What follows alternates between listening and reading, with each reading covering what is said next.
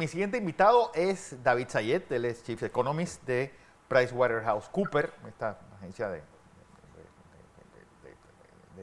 análisis y de contabilidad, y alguien que conoce muy bien la economía panameña. David, bienvenido como siempre y buenos días. Muchas gracias por la invitación y muchas gracias también a los radioescuchas y los televidentes.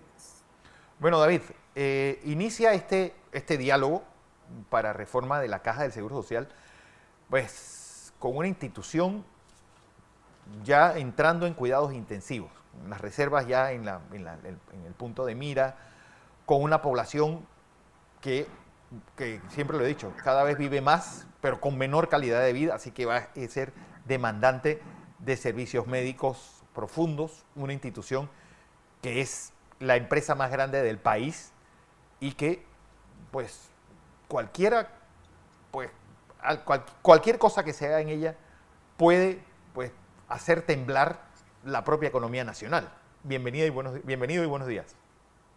Bueno, definitivamente, obviamente, los desafíos no solamente son por el tamaño de esta institución, sino también por el tamaño de los déficits que ya comenzaron.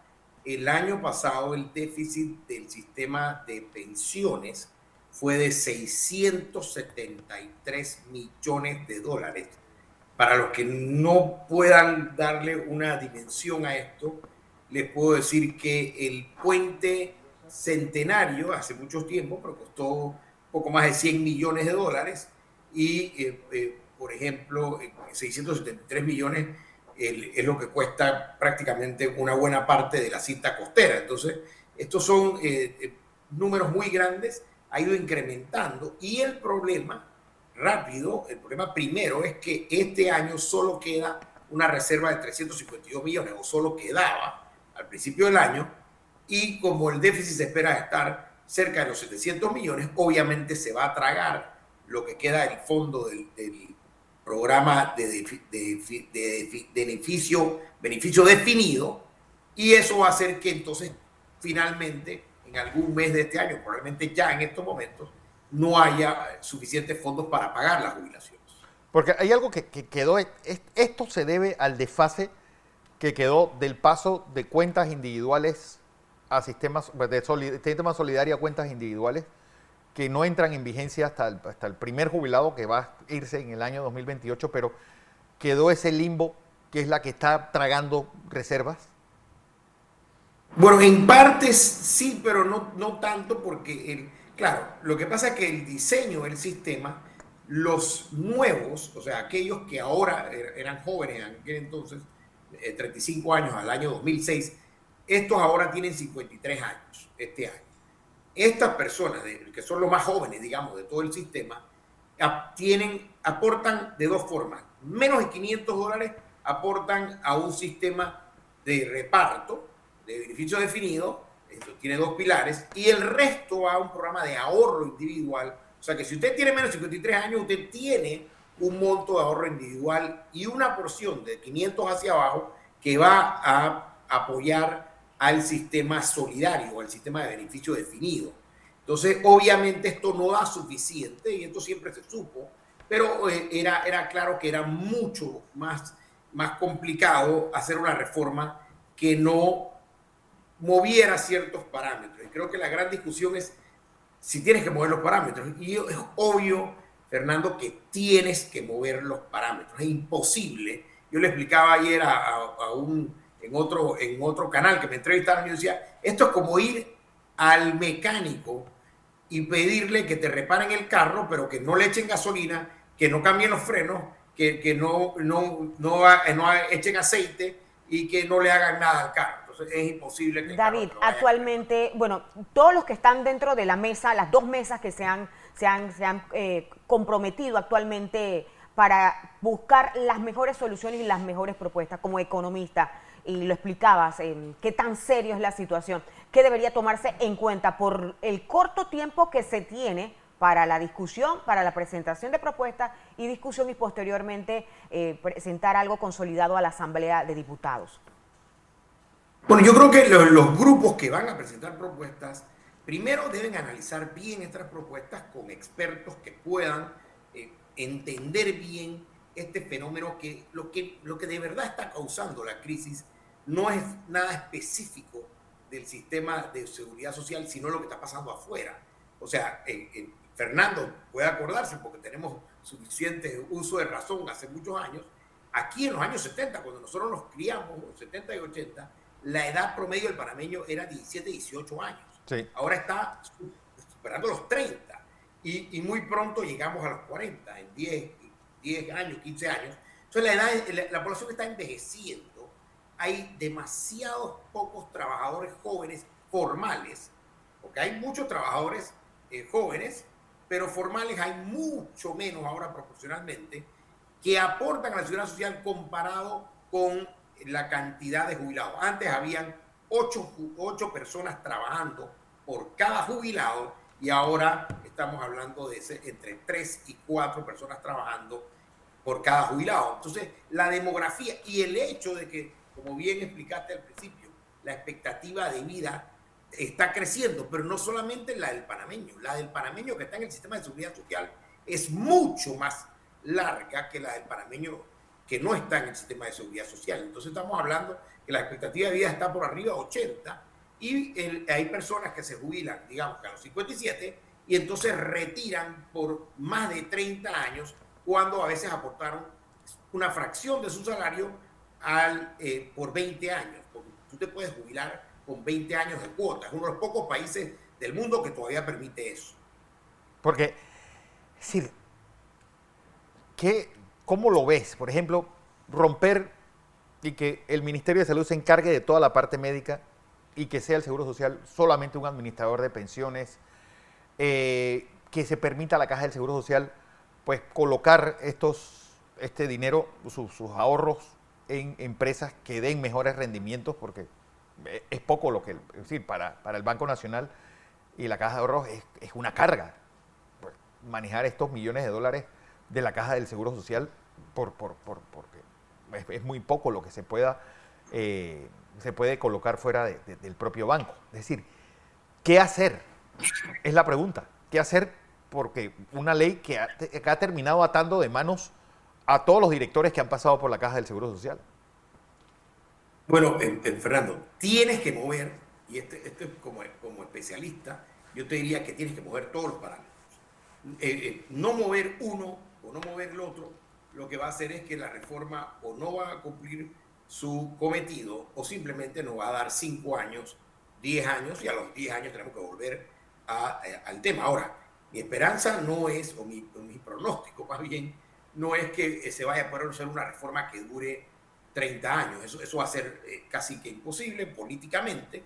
Creo que la reforma, lo que más quizás pudiéramos, o lo que más yo estoy pronosticando por lo que estoy viendo políticamente, es que quizás se puede hacer una reforma que nos dure 10, 12, 15, 18 años, digamos. Porque el caudal político actual Sí. de los distintos, del gobierno, de distintos grupos, no da para hacer una reforma realmente Pero, profunda. David, recuerdo que Tienes que mover todos los parámetros. recuerdo que en 2005, 2006, cuando se estaba discutiendo esta reforma, pues los que fueron decían, bueno, acabamos de patear el balón lo más lejos posible, pero al final, pues eso va a ser un problema de las generaciones, decían en el 20, y hemos demorado 5 años casi en volver a discutirla. Es decir, ¿qué opinas tú de esta reforma que se discutió en 2005? Es decir, ¿le faltó algo a esa reforma? ¿Fue lo que el país aguantaba en ese momento? Y sí, o sea, obviamente valió la pena. La reforma, la segunda reforma, porque hubo 2 reformas, ¿te acuerdas que hubo 2 reformas?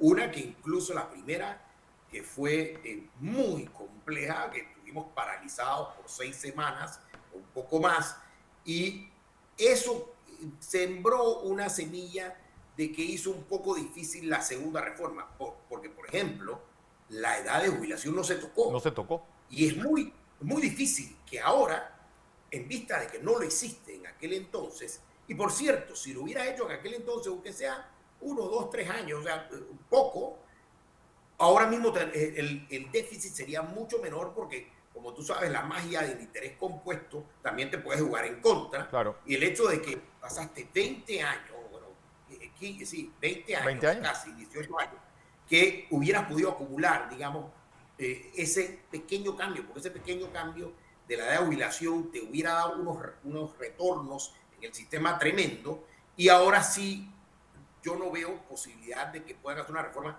sin tocar el tema de la jubilación. Es prácticamente imposible. O sea, Y el que esté que diciendo que serían no, uno de los no te puntos está entonces hablando de finanzas primordiales reales, a tomar en está hablando cuenta, con David, dentro de estas modificaciones, el tomar en cuenta la edad de jubilación y lo que se presenta a la Asamblea, a juicio tú como economista y con la situación grave que hay en materia económica, esto sería una curita, esto sería para subsistir pocos años o sería una propuesta, una reforma que de verdad le daría ese oxígeno a la institución y sobre todo la respuesta del asegurado. Bueno, es que, y ahí vamos con parte de lo que preguntó Fernando, y ahora te agradezco de nuevo que hagan la pregunta. Son dos problemas distintos. El problema del asegurado y de salud, aunque es un problema que sufren todos Sí. los panameños que usan el sistema de seguridad social, no está en una crisis actuarial inminente. Ahí incluso hay unos fondos de 2.000 millones de dólares. O sea, financieramente no tienen un problema, tienen un problema administrativo, operativo, que no vale la pena entrar en eso porque la necesidad de la reforma es la del programa de jubilación. Ahora, eso no quiere decir que cuando hagan la reforma no van a tener que también tocar eso porque lamentablemente la ciudadanía lo ve como un todo y no va a querer que me hagas una cosa si no me ayudas en la otra. Sí. Pero realmente lo que tiene prioridad y lo que amenaza las finanzas públicas, el grado de inversión y lo que amenaza, bueno, estamos hablando que no va a haber fondos para pagar la jubilación.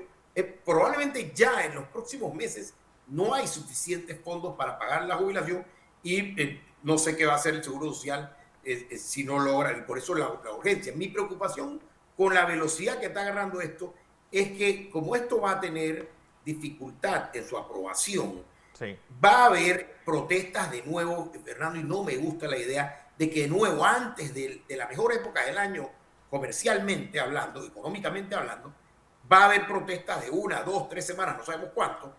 Yo personalmente preferiría que metan las reformas en enero, cuando ya la gente pasó la Navidad, pudieron ahorrar. Sí, más que están Y que pensando en todo el mundo, carnavales más que en otra cosa.